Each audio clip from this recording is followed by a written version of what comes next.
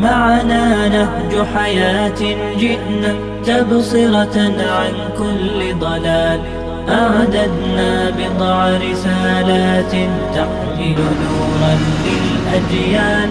معنا نهج حياة جئنا تبصرة عن كل ضلال، أعددنا بضع رسالات تحمل نورا للأجيال.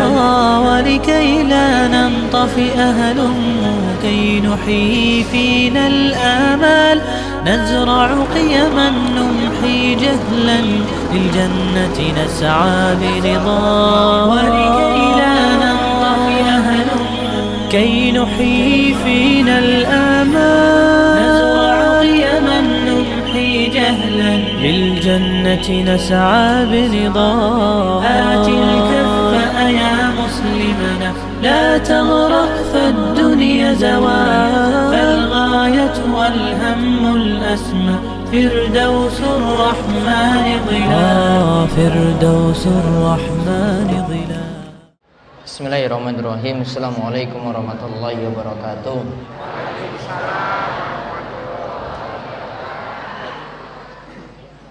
Innal hamdalillah nahmaduhu wa nasta'inuhu wa nastaghfiruh wa na'udzu billahi min shururi anfusina wa min sayyiati a'malina. May yahdihillahu fala mudilla lahu wa may yudlil fala hadiyalah. Wa asyhadu an la ilaha illallah wahdahu la syarika lah. Wa asyhadu anna Muhammadan abduhu wa rasuluh. Allahumma shalli ala nabiyyina Muhammad wa ala alihi wa man tabi'ahum bi ihsanin ila yaumiddin. Allahumma aslih lana dinana alladhi wa ismatu amrina wa asli dunyaya allati fiha ma'ashuna wa aslih akhiratana allati fiha ma'aduna waj'alil hayata ziyadatan lana fi kulli khair waj'alil mauta rahatan lana min kulli syarr. Segala puji bagi Allah Subhanahu wa taala dengan nama dan sifat Allah Subhanahu wa taala yang maha sempurna. Dan juga kita bersyukur pada Allah Subhanahu wa taala atas nikmat dan karunia yang telah Allah anugerahkan pada kita sekalian. Dan kita punya tugas untuk semakin diberi nikmat, semakin kita bertambah syukur kita pada Allah Subhanahu wa taala. Allah Subhanahu wa taala berfirman, la in syakartum la azidannakum. Jika kalian itu mau bersyukur, maka aku akan terus menambah nikmat-nikmat kepada kalian. Mugi-mugi dengan nikmat sehat, nikmat umur panjang, nikmat keberkahan rizki, dan segala nikmat dunia yang lain yang Allah berikan kepada kita sekalian semakin membuat kita taat pada Allah, semakin membuat kita itu rajin ibadah, dan semakin membuat kita semakin memperhatikan kewajiban-kewajiban pada Allah Subhanahu wa ta'ala. Salawat dan salam semoga tercurah kepada junjungan kita Nabi besar Nabi Agung Muhammad sallallahu alaihi wasallam, di mana kita diperintahkan untuk mengikuti petunjuk beliau, mengikuti petunjuk Nabi sallallahu alaihi wasallam dalam setiap urusan kita, dalam hal keyakinan atau ibadah, dalam hal permasalahan amalan-amalan, dalam hal perihal zikir, dan juga segala bentuk urusan-urusan kita diperintah untuk mengambil tuntunan dari Nabi SAW. Kata Allah Subhanahu wa taala, wa ma atakumur rasulu fakhudhuhu wa ma nahakum anhu fantahu.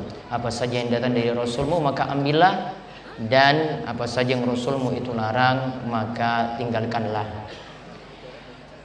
Di kesempatan kali ini kita akan kembali membahas dalam pengawasan rutin. Ini pertemuan kedua sebelum Ramadan, dan insya Allah pekan depan itu adalah pertemuan terakhir sebelum memasuki bulan Ramadan nantinya. Kita masih membahas perihal seputar puasa Ramadan. Terlebih dahulu kita kaji tafsir surat Yasin, Kemudian kita nanti akan melihat pembahasan sholat tarawih dan melanjutkan dengan malam Lailatul Qadar. Baik, dibacakan surat Yasin ayat 71 sampai 74.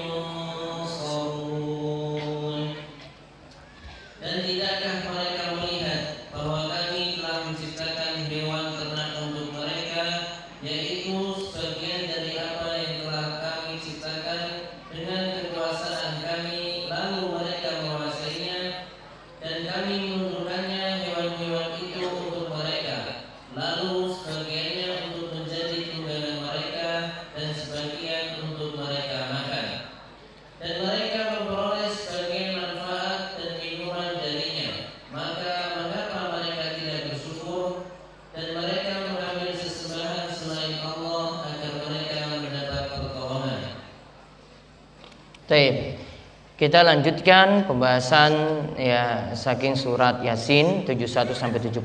Di sini diterangkan tentang di mana kita harus memikirkan hewan ternak.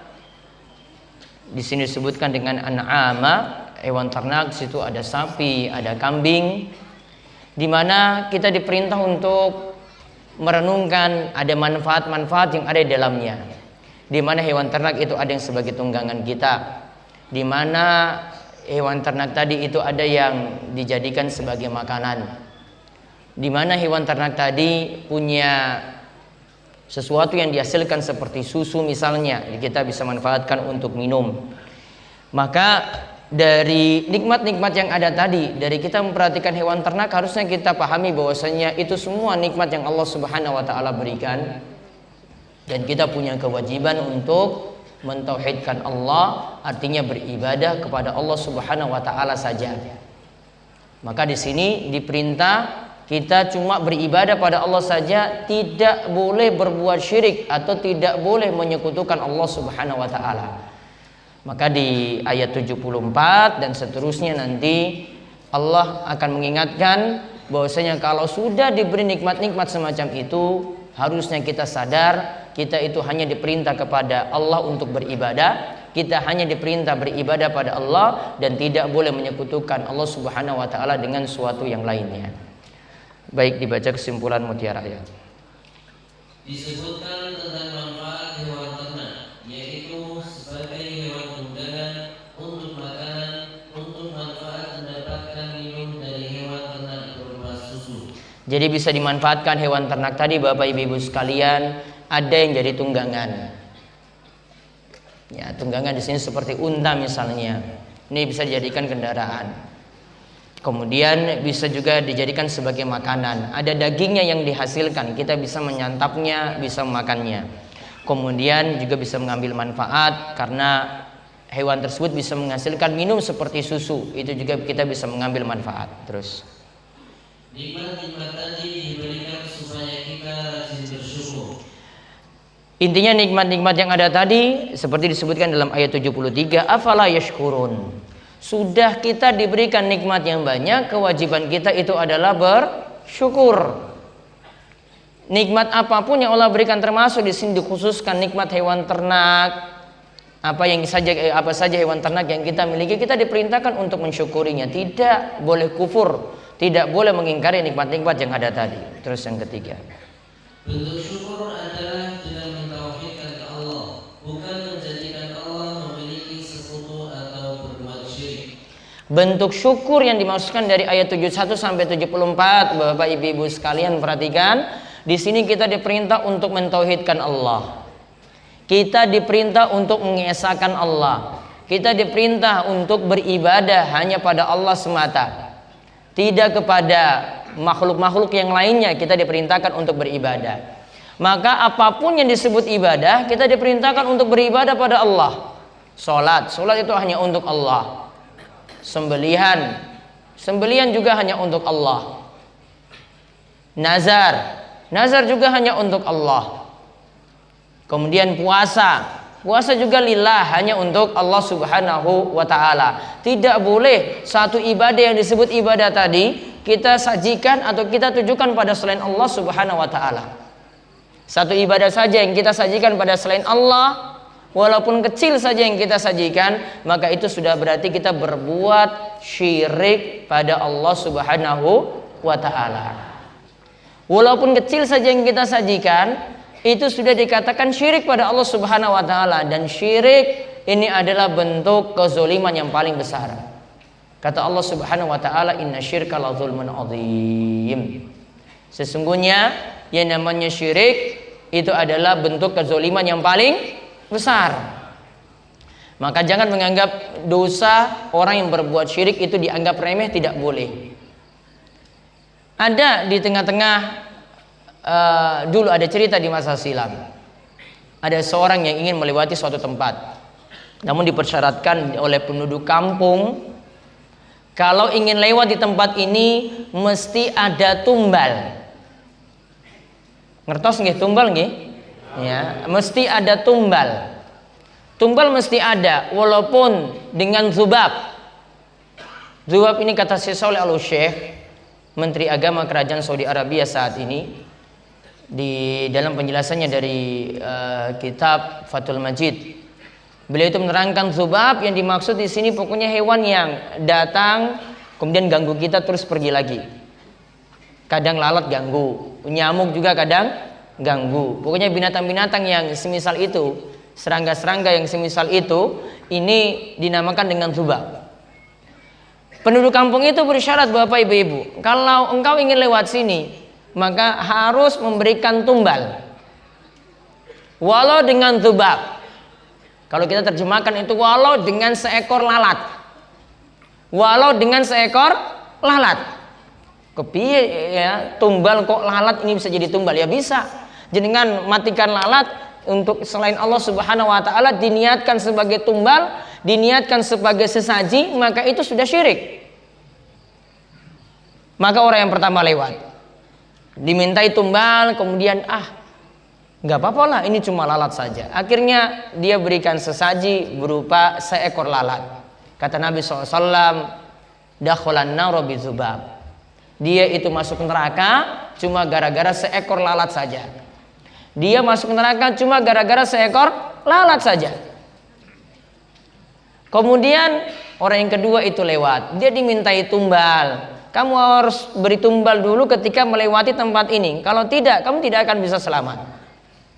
Padahal asalnya, ini kalau diterapkan dalam hukum Islam saat ini, orang bisa mengucapkan kalimat kufur kalau itu keterpaksaan, namun dengan catatan hatinya tetap tatmain, hatinya tetap dalam keadaan tenang, yaitu dia mengingkarinya, namun ini karena keterpaksaan, ingin dibunuh ketika itu. Namun kalau syariat di masa silam, pokoknya harus melakukan, tidak dianggap apa yang diyakini dalam hati. Maka ketika itu dia lakukan. Orang yang pertama tadi, namun orang yang kedua ini dia tidak mau memberi tumbal apapun.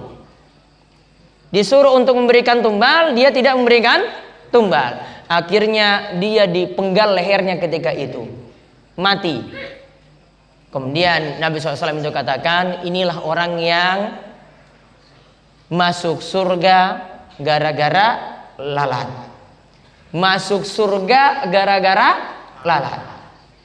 Coba jenengan bayangkan, ini cuma lalat saja dijadikan sebagai tumbal.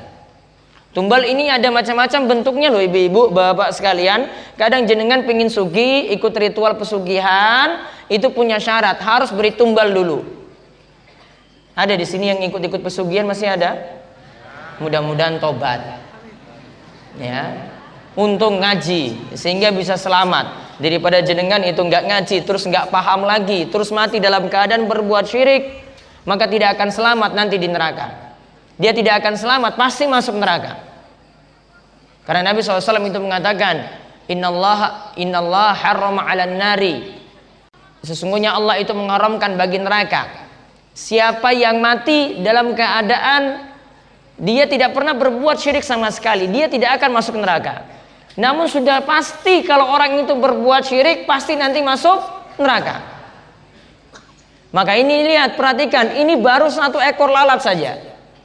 Belum lebih daripada itu, walaupun di sini tujuannya ini sebagai budaya, ini tujuannya sebagai tradisi. Pokoknya syirik tetap syirik. Walaupun itu dengan dikatakan punya kedok untuk pesugihan. Ada yang sebagai kedok juga karena ini sebagai persyaratan, karena yang beri syarat ini jin atau yang beri syarat ini tuyul. Tuyul ini kalau ingin dipelihara katanya harus ada tumbal yang diberikan setiap bulannya. Maka akhirnya tumbal tadi itu diberikan. Pokoknya kalau ini bentuk sesajian, bentuk tumbal, bentuk ibadah pada selain Allah, maka termasuk dalam perbuatan syirik. Dan ingat, orang yang mati dalam keadaan berbuat syirik tidak bertobat, Allah tidak akan memaafkan dosanya. Tidak selamat di akhirat. Namun kalau jenengan itu selamat dari kesyirikan, iman kita itu selamat dari kesyirikan, allazina amanu walam yalbisu imanahum bidzulmin ulaika lahumul amnu wa hum muhtadun. Kata Allah Subhanahu wa taala, orang yang dia itu beriman dan imannya tidak tercampur dengan perbuatan syirik sedikit pun, ulaika lahumul amnu, mereka yang akan mendapatkan keamanan, rasa aman di dunia, wa hum muhtadun, dan akan mendapatkan petunjuk di dunia dan di akhirat. Kata para ulama, kalau dia bersih dari syirik sama sekali, bersih dari perbuatan dosa besar sama sekali, bersih dari perbuatan bid'ah sama sekali, maka dia akan mendapatkan rasa aman yang sempurna dan akan mendapatkan petunjuk yang sempurna. Namun kalau dia selamat dari syirik, namun masih melakukan dosa-dosa yang lainnya, dia pokoknya dapat rasa aman dan dapat petunjuk. Namun belum tentu selamat dari neraka. Bisa jadi dia masuk neraka, namun cuma untuk sementara waktu. Namun kalau orang yang berbuat syirik, Bapak Ibu sekalian, orang yang berbuat syirik tidak bertobat sampai mati, maka otomatis tidak mendapatkan rasa aman dan juga tidak mendapatkan petunjuk di dunia dan di akhirat. Ini yang harus diingat. Maka tugas kita cuma satu ketika hidup. Wa ma khalaqtul jinna wal insa illa liya'budun. Tidaklah aku, kata Allah, menciptakan jin dan manusia melainkan untuk beribadah padaku, yaitu beribadah pada Allah saja. Maka tujuan kita cuma satu ketika kita hidup, beribadah pada Allah. Artinya kata para ulama, untuk mentauhidkan Allah, tidak berbuat syirik. Maka tidak usahlah kita kejar dunia sampai mengorbankan agama kita. Ada yang kejar dunia, ada yang namanya ilmu, ada yang namanya aliran atau ajaran yang itu dikenal dengan mencari harta gaib. Mencari harta gaib. Ya, bukan harta karun. Harta karun itu nyata, namun harta gaib itu nggak nyata. Mungkin punya jin, punya setan, mereka cari-cari. Sampai bisa ngingu tuyul tadi. Sampai ingin tempuh pesugihan tadi. Juga ada yang pakai pelaris-pelaris untuk warungnya, untuk tokonya, macam-macam yang digunakan. Maka seorang muslim harus pahami bahwasanya ketika dia itu hidup, dia tidak boleh berbuat syirik sama sekali pada Allah Subhanahu wa ta'ala. Walaupun dengan benda-benda yang dianggap jimat, yang dianggap raja, walaupun itu benda yang kecil, namun dapat mengundang murka Allah Subhanahu wa ta'ala. Terus yang keempat, boleh menunggangi hewan yang penting tidak sampai menyiksanya atau memberatkannya. Maka kita boleh menunggangi kuda, kita boleh menunggangi unta, sapi, bisa sapi, kerbau, bisa. Kalau wedhus, nah ini yang namanya memberatkan. Maka sudah nggak mungkin. Ya, jadi tidak boleh memberatkan sampai menyusahkan. Termasuk juga di sini kita tidak boleh sampai menyiksa hewan. Ada seorang wanita, ibu-ibu sekalian, ini seorang wanita diceritakan oleh Nabi SAW, dia masuk neraka cuma gara-gara kucing. Dia masuk neraka cuma gara-gara kucing. Kenapa kok bisa masuk neraka cuma gara-gara kucing? Kucingnya dia pelihara, tidak diberi makan sama sekali. Bahkan ada makanan yang bisa kucing ini makan, dia tidak mau lepaskan kucing tadi sampai kucing tadi untuk serangga-serangga yang ada di sekitar dia tidak boleh untuk dimakan. Akhirnya kucing tadi itu mati. Maka diceritakan ada orang yang masuk neraka, perempuan yang masuk neraka cuma gara-gara menyiksa kucing. Maka sama seperti bapak-bapak yang hobinya juga pelihara manuk. Bapak-bapak, perhatikan, kalau manuknya dipelihara saja, cuma mau cari-cari suaranya saja yang bagus seperti itu. Terus makannya, pakannya tidak diperhatikan, siap-siap seperti perempuan ini. Ya, siap-siap seperti perempuan ini. Boleh, ini menandakan masih boleh memelihara hewan, boleh. Boleh juga memeliharanya dalam sangkar juga boleh. Dibuatkan kandang sendiri juga boleh. Namun hati-hati kalau sampai menyiksanya. Hati-hati sampai tidak diperhatikan. Jenengan jadi punya ancaman masuk neraka cuma gara-gara menyiksa hewan atau binatang. Terus, apa yang Allah sebut boleh kita manfaatkan berarti halal untuk kita. jadi yang disebutkan halal untuk kita manfaatkan, halal untuk kita tunggangi, halal untuk kita itu makan, maka itu semua jadi halal.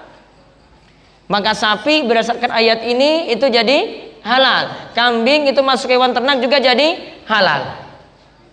Dan ini jadi dalil bahwasanya makanan-makanan seperti ini walaupun tidak disebutkan rinci, kalau dibicarakan makanan walaupun tidak disebutkan rinci dalam Al-Quran, ini halal ataukah tidak, pokoknya hukum asal makanan itu halal. Maka tidak perlu jenengan cari mana dalil dalam Al-Quran yang menyebutkan sapi itu halal. Kita cukup pakai dalil umum. Mana dalil yang menyebutkan wedhus, kambing itu halal? Kita tidak perlu menyebutkan secara rinci, cukup dengan dalil umum. Namun kalau mau mengharamkan hewan itu perlu dalil rinci. Mana yang menyebutkan anjing itu haram? Itu ada dalilnya. Ada hadis yang menyebutkan bahkan secara khusus. Ya, anjing itu masuk kullu dzinabin minas siba. Hewan yang buas, ya karena dia biasanya kejar musuh itu pakai cakarnya juga, pakai giginya juga, dan punya taring. Anjing punya taring nggak? Punya taring atau tidak? Punya. Maka anjing haram dimakan berdasarkan hadis ini. Kita manut pada hadis. Tidak boleh ada yang punya keyakinan saya tidak mau manut pada hadis karena dalam Al-Quran tidak disebutkan. Ini pemahaman wong sesat. Dia cuma memilih dalam Al-Quran saja, tidak mau mengambil dalam hadis. Harusnya seorang muslim pegang dua-duanya, maka dia nanti akan selamat, yaitu pegang Al-Quran dan hadis. Tidak cukup ambil satu. Tidak cukup dia ambil Al-Quran saja, tidak mau, dia buang jauh-jauh hadis, tidak boleh. Atau dia nganggap karena hadis itu tadi tidak bersesuaian, tidak cocok dengan Al-Quran, maka saya tinggalkan hadis. Keliru. Maka harus ambil dua-duanya. Al-Quran kita ambil, hadis juga kita ambil. Dan tidak mungkin Al-Quran dan hadis itu bertentangan. Kalau kita nganggap bertentangan, ayat dengan ayat itu bertentangan, atau hadis dengan hadis bertentangan, atau Al-Quran dengan hadis bertentangan, mungkin cara pemahaman kita yang belum pas. Bukan ayat dan hadisnya itu yang keliru, namun pemahaman kita yang belum pas, kita yang belum paham. Sehingga perlu dikompromikan. Contoh misalnya ada hadis, ini hadis dan hadis ini kontradiktif, saling bertentangan. Contoh, Aisyah itu mengatakan Rasulullah SAW tidak pernah meninggalkan sholat ba'diyah asar 2 rakaat. Hadisnya ada dalam kitab Sahih Bukhari dan Muslim. Rasulullah SAW tidak pernah meninggalkan sholat ba'diyah asar. Berapa rakaat? 2 rakaat. Padahal ada hadis yang menyebutkan setelah sholat asar itu dilarang untuk menunaikan sholat sunnah. Namun kok Rasul itu lakukan sholat sunnah ba'diyah asar rutin lagi, melakukannya 2 rakaat. Para ulama, jumhur ulama, kebanyakan para ulama itu mengkompromikan. Perlu kompromi, harus digabungkan. Gak boleh tolak salah satu, tinggalkan yang lain, gak boleh. Kalau bisa dijamak, kita itu jamak. Kalau bisa kita gabungkan, kita bisa kompromikan, kita kompromikan. Solusinya gimana? Kata Imam Ibnu Hajar, yang dimaksudkan dengan Nabi SAW rutin lakukan sholat ba'diyah asar itu kalih rakaat, 2 rakaat, kata beliau itu khusus bagi Nabi. Itu khusus bagi Nabi. Karena kata Ummu Salamah, Nabi SAW memang betul melakukan sholat ba'diyah asar 2 rakaat. Namun beliau katakan itu karena memang kebiasaan beliau. Dan kalau Nabi SAW kalau sudah rutin lakukan amalan, beliau jaga rutin. Nabi SAW kalau sudah lakukan suatu amalan, beliau itu jaga rutin. Dan juga ada alasan yang lainnya, kata Ibnu Hajar, yang kedua, ini melihat dari Nabi SAW itu kadang orangnya itu super sibuk sehingga sholat ba'diyah zuhur atau sholat rawatib zuhur beliau tidak sempat lakukan. Biasanya Nabi SAW itu lakukan ba'da asar, sempatnya baru ba'da asar, setelah sholat asar. Ini kompromi yang kedua, sehingga dalil tadi tidak jadi bertentangan. Maka kalau kita bisa gabungkan, kita gabungkan. Nah, gabungkan seperti ini yang berat. Harus ada orang yang betul-betul memahami ilmu usul fikihnya kuat, ilmu dalam masalah hadisnya juga kuat. Contoh lagi misalnya, Nabi SAW itu larang kencing berdiri. Namun di suatu saat Nabi SAW juga pernah kencing sambil berdiri. Maka para ulama itu kompromikan boleh kencing sambil berdiri dengan catatan asalkan tidak kecipratan kencingnya tadi. Karena yang lebih aman itu duduk. Itu kencingnya untuk nyiprat ke kita itu lebih sedikit dibandingkan kalau berdiri. Contoh lagi, Nabi SAW itu disebutkan melarang makan sambil berdiri. Namun Nabi SAW pernah minum air zam-zam sambil berdiri. Nabi SAW larang kita itu makan minum sambil berdiri. Namun Nabi SAW sendiri minum air zam-zam sambil berdiri. Dan jenengan nanti yang sudah berhaji atau berumrah nanti silakan lihat di Arab sana, ketika ada tong yang berisi zam-zam itu cuma disebutkan minumlah pakai baca bismillah. Namun tidak disebutkan di situ untuk minum itu harus sambil duduk, tidak.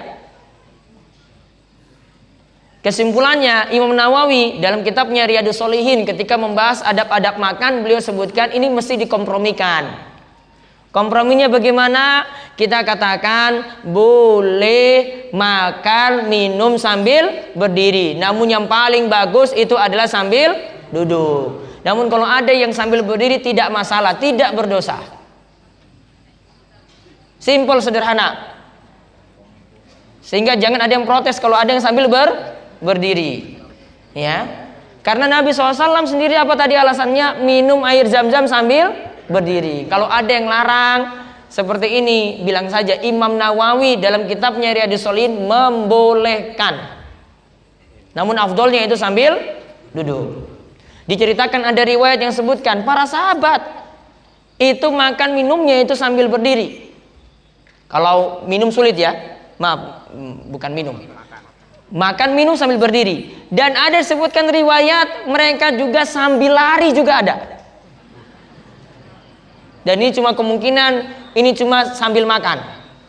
Sambil makan itu dengan berlari. Silakan nanti lihat di kitab Riyadhus Shalihin ketika menjelaskan adab-adab makan. Paham ini ya? Nah, jadi itu kompromi namanya Bapak Ibu sekalian. Sedangkan adab yang lainnya kalau ketika makan tetap makan dengan tangan kanan. Tangan kiri tidak pernah disebutkan kecuali makannya setan, minumnya setan. Itu dengan menggunakan tangan kiri. Ya wes, kalau mau pingin disebut setan ya monggo silahkan. Termasuk jenengan makan bakso, itu baiknya tidak dengan dua tangan, Bapak Ibu-ibu. Biasanya kan pegang dua ya. Apa sing kanan? Garpu apa sendok? Hah? Ya terserahlah. Pokoknya bisa makan bakso kan. Kadang ini langsung dua-duanya sikat seperti itu. Dalam aturan agama kita itu wis diatur, makan minum itu pokoknya dengan yang kanan, tidak boleh dengan yang kiri. Ini tidak ada dalil kompromi di sini. Ya. Pokoknya mau bakso masukkan mie kanan, walaupun nanti yang aduk-aduk nanti kiri ikut campur. Pokoknya masukkan ke dalam mulut tetap dengan yang kanan. Risikonya seperti itu, mau mie ayam kayak mau bakso kayak apalagi makanan-makanan kayak gitu. Ya. Pokoknya itu harus ya, dengan yang kanan. Kita itu kadang walaupun nganggap remeh, pokoknya kanan ini untuk sendoknya, kerupuk itu di tangan kirinya. Biasanya bakwan juga, bakwan nganggo tangan kiri. Yo masalah berarti Pak.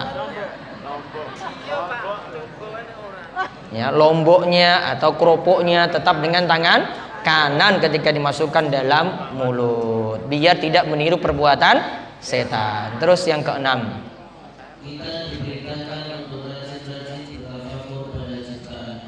kita diperintahkan untuk rajin-rajin bertafakur, merenungkan. Kadang cuma merenungkan hewan ternak, kita lihat ke langit, kita lihat ke ciptaan-ciptaan Allah yang begitu banyak, kita bisa merenungkan itu semua adanya kuasa Allah Subhanahu wa taala. Nanti direnungkan silakan surat Al-Ghasyiyah ketika menjelaskan tentang ibl, tentang sapi, tentang unta, kemudian tentang bumi, tentang gunung. Di situ juga sebagai ayat-ayat untuk merenungkan.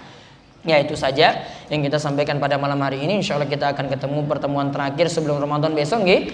Dan kami ingatkan kajian tanggal 21, kajian Ahad pagi di Masjid Al-Ikhlas Wonosari jam 7. Kemudian untuk jamaah Panggang Purwosari gabungan nggih, datang jam 9, insya Allah pengawasan jam setengah 10 di halaman Masjid Jenderal Sudirman Panggang untuk Ahad Legi besok. Baik, demikian kita tutup kalian doa kafaratul majelis. Subhanakallahumma bihamdika asyhadu an la ilaha illa anta astaghfiruka wa atubu ilaik. Untuk bapak-bapak yang mau daftar kajian takmir, silakan hubungi panitia di pos untuk daftarkan nama. Tanpa mendaftar tidak akan diterima, harus mendaftar lebih dahulu. Assalamualaikum warahmatullahi wabarakatuh. ونمد يد العون بحب لنخفف بعض الأثقال نتطوع لله بشوق لا نبغي شكرا أو ما ونمد يد العون بحب لنخفف بعض الأثقال نتطوع لله بشوق لا نبغي شكرا أو ما تبصرة تدعو لحياة أكثر إيمانا إجلالا تبدل شوك العمر ربيعا وتخبئ كنزا فتعا معنا نهج حياة جئنا تبصرة عن كل ضلال أعددنا بضع رسالات تحمل نورا للأجيال معنا نهج حياة جئنا تبصرة عن كل ضلال أعددنا بضع رسالات تحمل نورا للأجيال